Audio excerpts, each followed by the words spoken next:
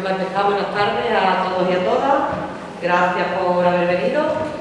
Supongo que se entenderá que el acto que tenemos hoy va en el marco de la celebración del Día de la Mujer Trabajadora.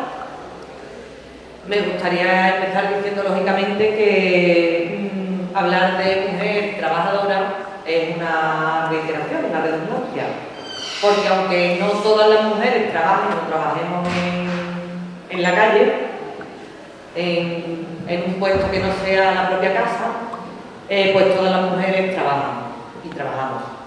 Como se suele decir que hay muchas viñetas y cosas de esas en internet, pues las mujeres son, aparte de niñeras y limpiadoras, porque cuidan a los niños, a los hijos, cuidan a los nietos, y limpiadoras porque limpian sus casas. Aparte son enfermeras, son contables, son psicólogas y muchísimo más. Entonces, yo soy de las que pienso que la mujer, toda mujer es trabajadora, trabaje donde trabaje, cobre lo que cobre, tanto si es de forma remunerada como si no. El tema que vamos a tratar hoy aquí en la charla lleva por nombre Mujer y Crisis.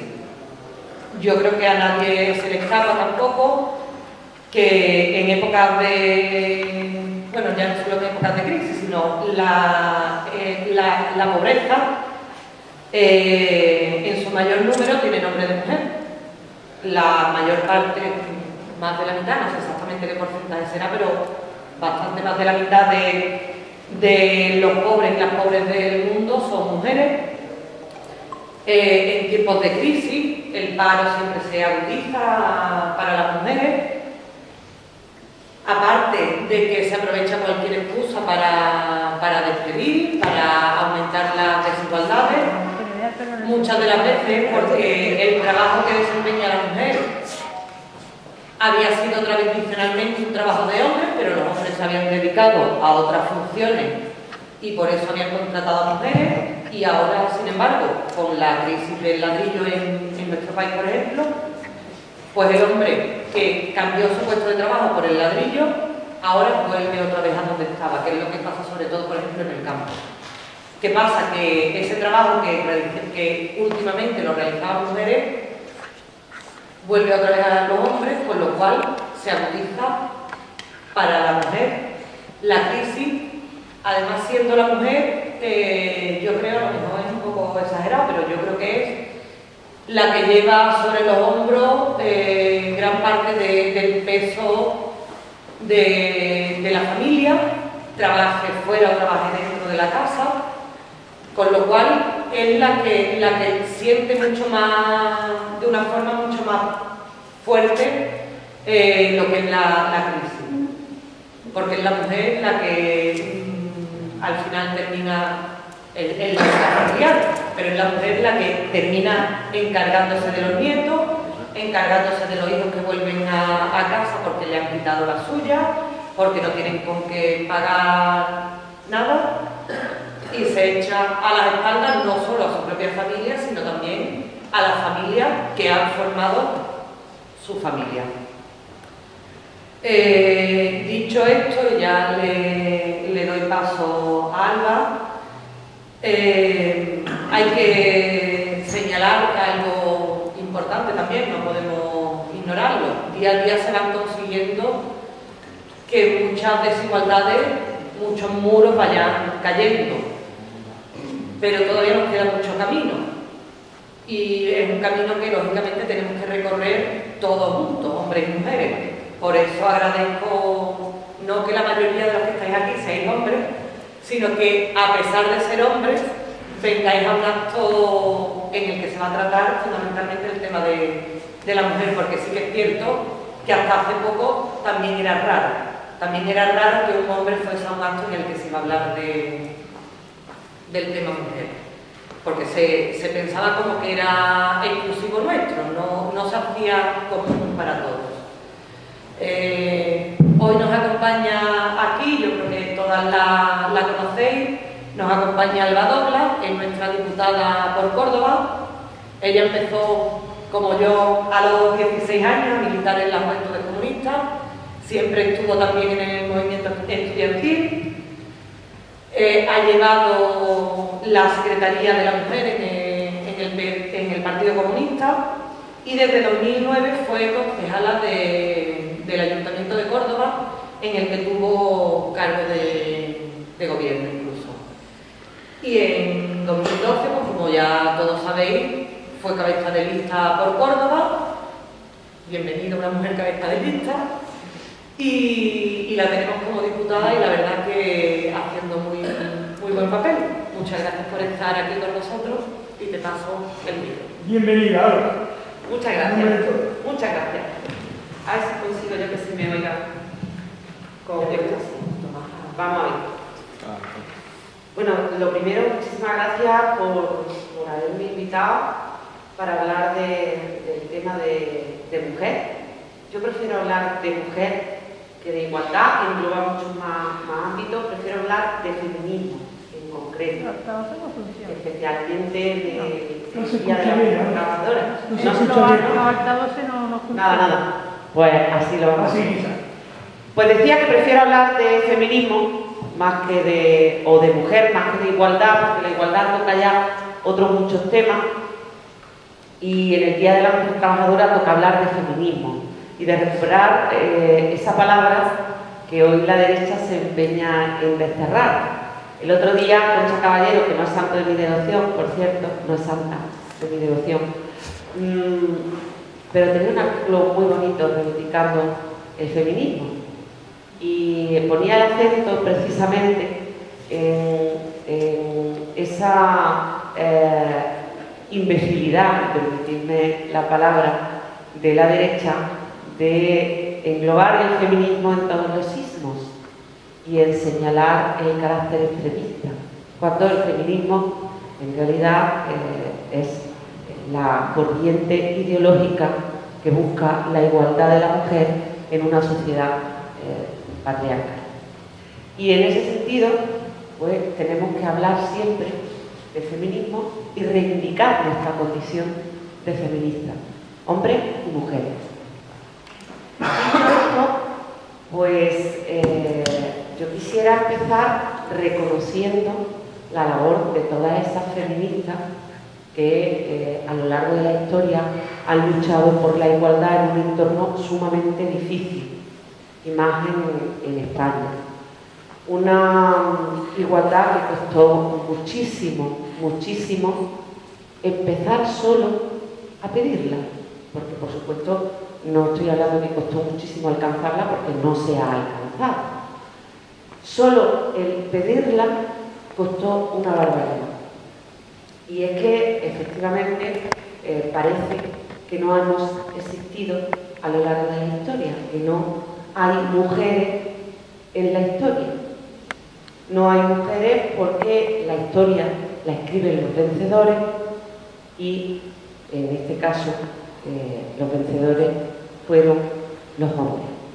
Son los hombres los que han detentado el poder, todos los poderes, y nosotras somos las grandes ausentes de la historia, a pesar de que existen muchísimas mujeres pues, que han participado en todos los campos de la vida y que han puesto un punto de vista feminista dentro de la historia. Esas son las grandes olvidadas, no existen. Como mucho se hace referencia en la historia pues, a alguna reina que o bien se descalifica por su puritanismo o bien se califica por su putería. Y ahí tenemos pues, la moral victoriana o el puterío isabelino, que es muy español, por cierto. No servimos para otra cosa, para la Iglesia y para el sexo. Fijaros qué visión tenemos de la historia más patriarcal. Y esto a qué viene en un contexto de mujer y crisis, pues que las mujeres estamos relegadas a un ámbito no público, estamos relegadas al ámbito privado. Esto es algo que se ve mucho en el campo, donde además la mujer pues forma parte de una estructura muy familiar, porque la estructura productiva del campo se fundamenta mucho en la ayuda familiar. Fijaros que la mujer ahí no tiene ni siquiera una independencia personal, forma parte del núcleo familiar, pero no tiene personalidad propia dentro de lo que es el trabajo agrícola. Y, por tanto, está también invisibilizada laboralmente. Y en épocas de auge, la mujer sale. La mujer que ha estado ahí, que evidentemente ha luchado, ha reivindicado, y ahí podemos hacer un repaso histórico de la lucha por el feminismo en España y especialmente en los 70, donde se produce además un feminismo basado en la doble militancia, que era el feminismo anticapitalista, y lo tenían clarísimo. Las feministas de los 70 tenían clarísimo que la lucha por la igualdad pasaba por destruir al capital. Si no, no habría igualdad posible. Que la lucha por la igualdad pasaba también por construir una sociedad socialista, en el buen sentido, no socialdemócrata, sino socialista de verdad. Y en ese punto, una vez que todas esas luchas empiezan a dar su fruto y empezamos a tener un despegue económico, a la mujer se la tolera en determinados ámbitos y se le van dejando espacios que rápidamente además la mujer va conquistando. Vamos teniendo trabajo en el campo, todo como muy bien lo ha explicado Lola, cuando se produce el boom inmobiliario, trabajadores del campo en masa se dirigen al sector de la construcción y entonces pasa la mujer a recuperar un protagonismo en el campo que empieza a considerarse además como un sector estratégico dentro del ámbito femenino, y empezamos a conquistar también derechos laborales dentro del campo. Resultaba además muy elocuente. El año pasado hice una exposición con Misiones Obreras que se podéis rescatar sobre todo lo que fue la lucha por los derechos laborales de las jornaleras del campo.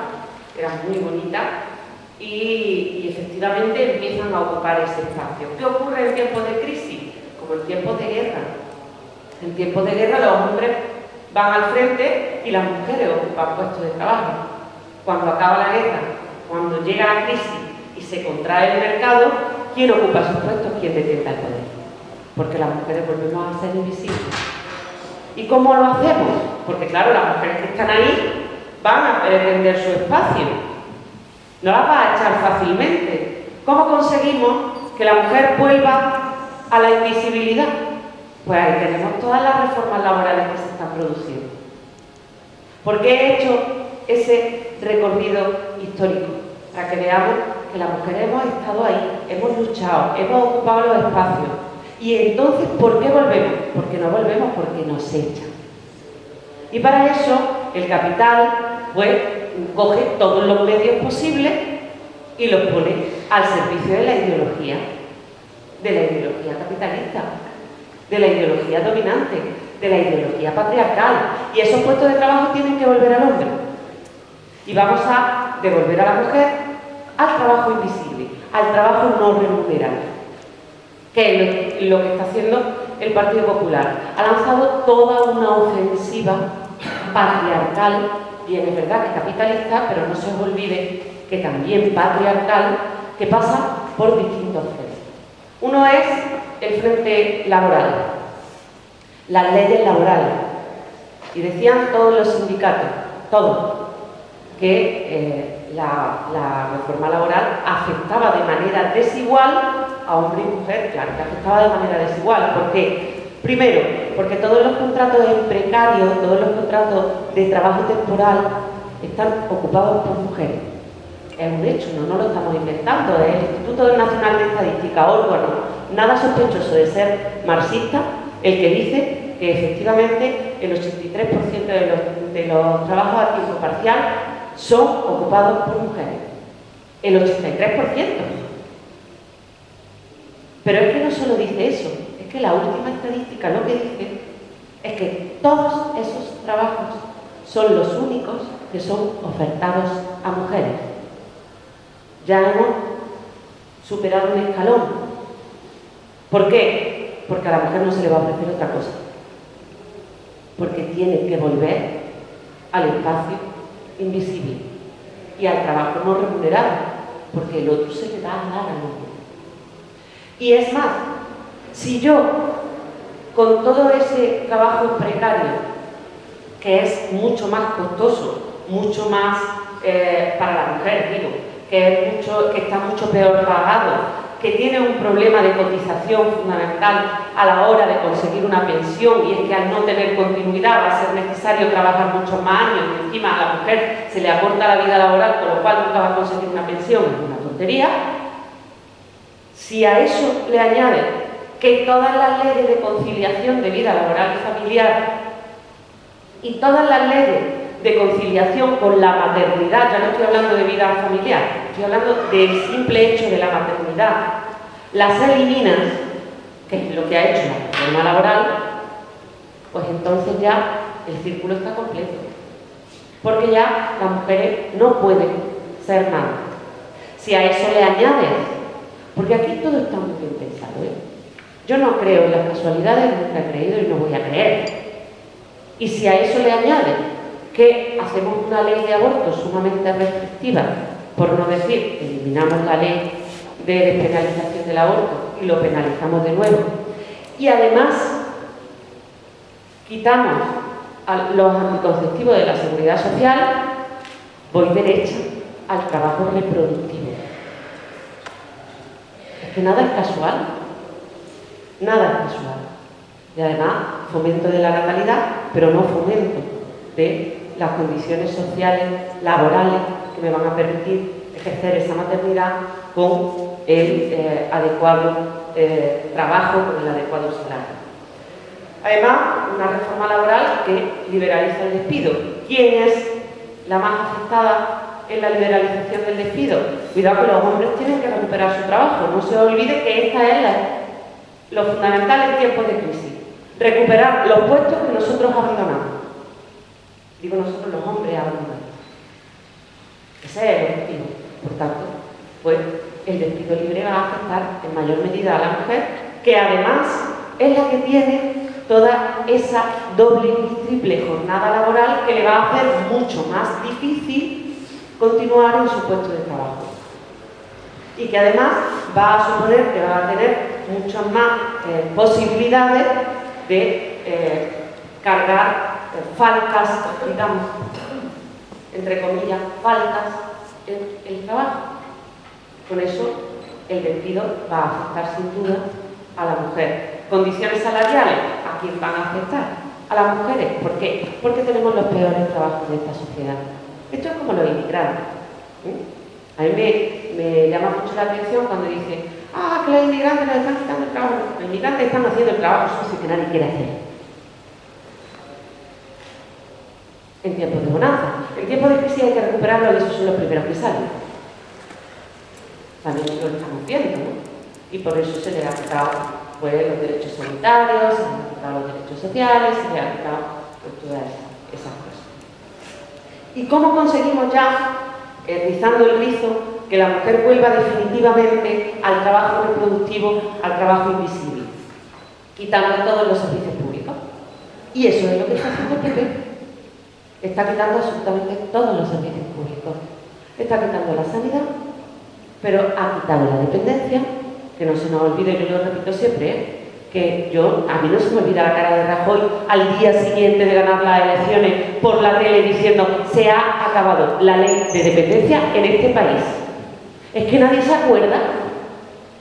Lo vi yo sola, fue una alucinación, fue un sueño. Creo que no. Fue al día siguiente, lo dijo por la tele, y entonces estaba en una rueda de prensa sin plasma ninguno. Se ha acabado la ley de dependencia en este país. ¿Quién ha sido el que ha acabado con la ley de dependencia? Rajoy.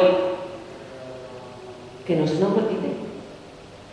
Y se ha acabado la cotización de aquellas que cuidaban a los que lo necesitaban, a los grandes dependientes. Se ha acabado. Pero al margen de eso, si acabamos con la ley de dependencia, si acabamos con los servicios sociales básicos, si acabamos con las residencias, si acabamos con todas las guarderías, si acabamos con las escuelas, si acabamos... la mujer volverá a casa. Porque hoy por hoy es la que lleva el trabajo reproductivo. Porque en la sociedad del capital los hombres no fueron educados para el trabajo reproductivo. Y entonces lo vamos a llevar a cabo nosotros. Y volveremos a casa.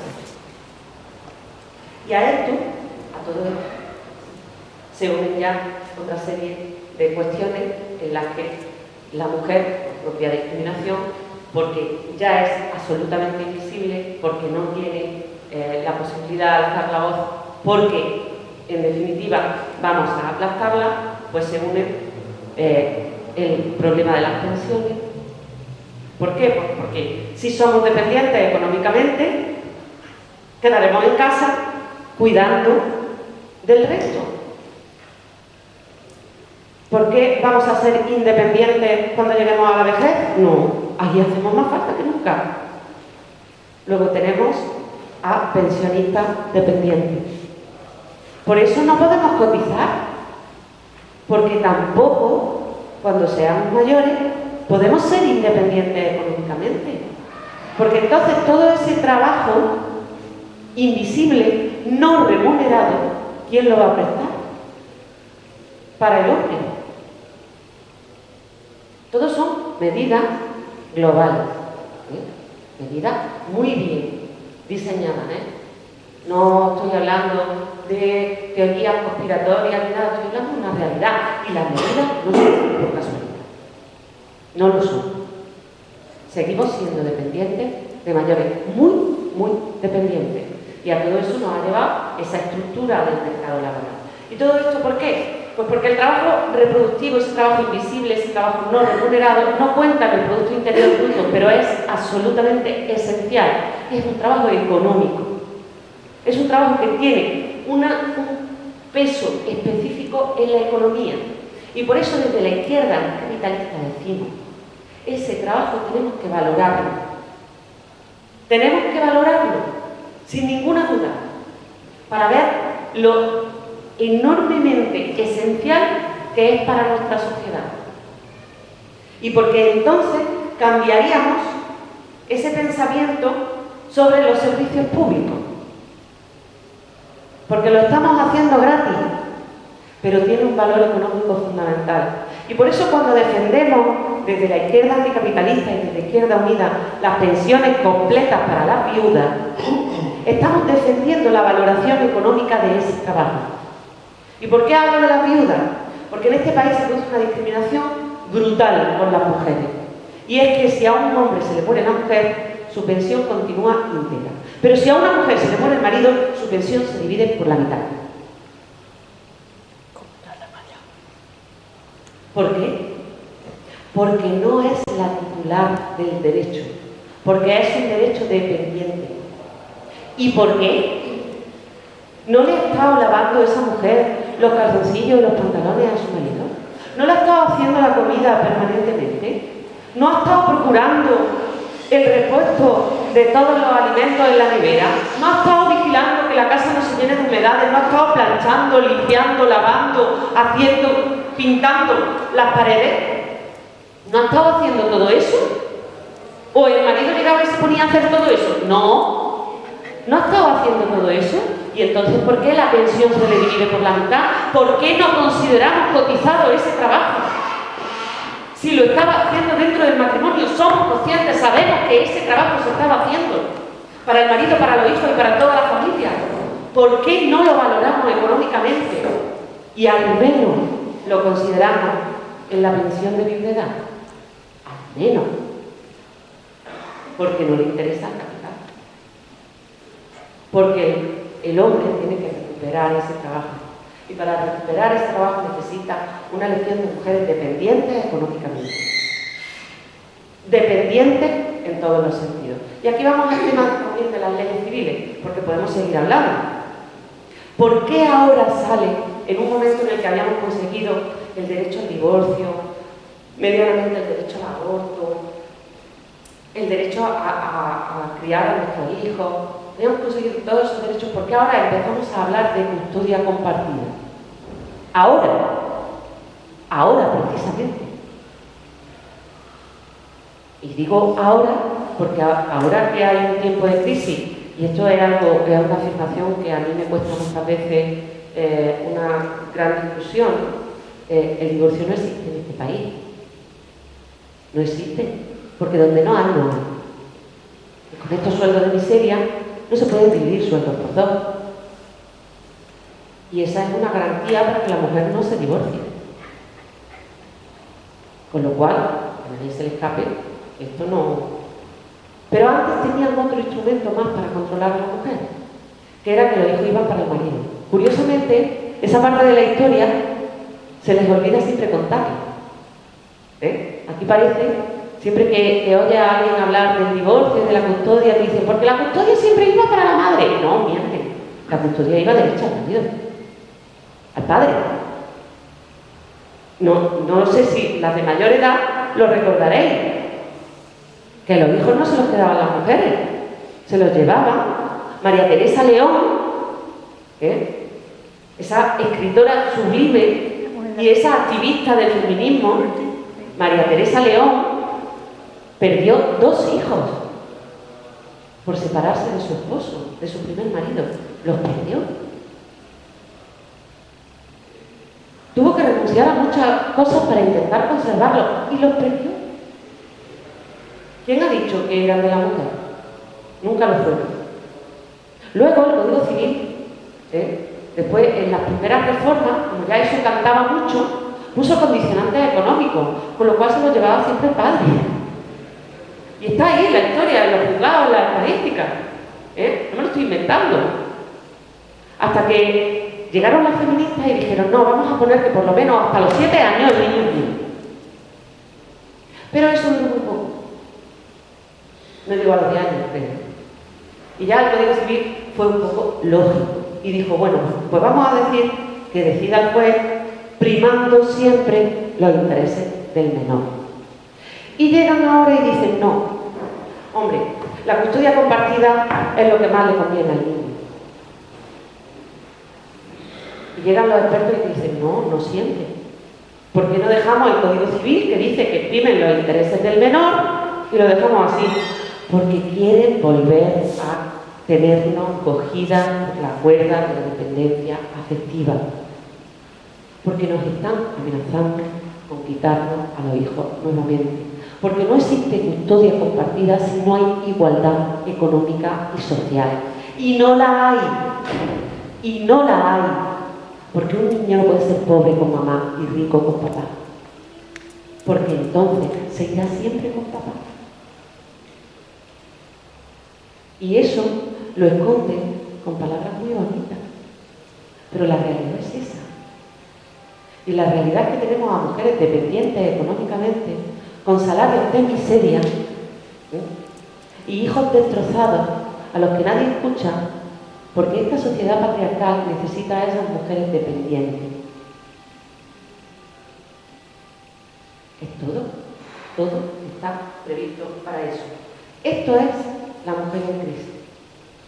Y en el remate de la faena, pues ya no me considero capaz de decidir sobre tu propio cuerpo, y entonces digo que soy yo el que decido. Y te convierto en ganado reproductor. Y somos un rebaño de vacas parientes, pero de parir. Eso es lo que nos ha convertido la derecha con la crisis. Y es eso ante lo que tenemos que reaccionar con todas nuestras fuerzas. Porque es así de duro, Y yo no soy nada. No soy ganado reproductor, que quede muy claro. Y vamos a reivindicar nuestros derechos, pero vamos a informarnos bien. Vamos a decir las cosas como son, no tengamos miedo. Yo comprendo que el discurso de la custodia compartida suena, chirría, pero hay que decirlo. Yo quiero custodia compartida en igualdad. ¿Tengo igualdad? No, pues entonces no la hay. Se siente. Porque si no, estás buscando mi dependencia y no te la voy a consentir. No te la voy a consentir. Sobre todo porque todo ese trabajo que no vas a valorar hoy, ni vas a valorar mañana cuando tenga que pedir una pensión, lo estoy haciendo yo, mujer. Y por tanto, no lo voy a consentir. Tenemos que volver al feminismo de los 70, igual, y a la doble militancia. No hay feminismo sin socialismo. Y no hay socialismo sin feminismo. Camaradas comunistas varones. No habrá comunismo sin feminismo. Así que toca aprender la lección, toca luchar en las calles, toca transmitir todas estas cosas a todo el que veamos y no quedarnos calladas ni un solo segundo, ni uno solo. Muchísimas gracias. Si tenéis alguna cuestión, estoy encantada de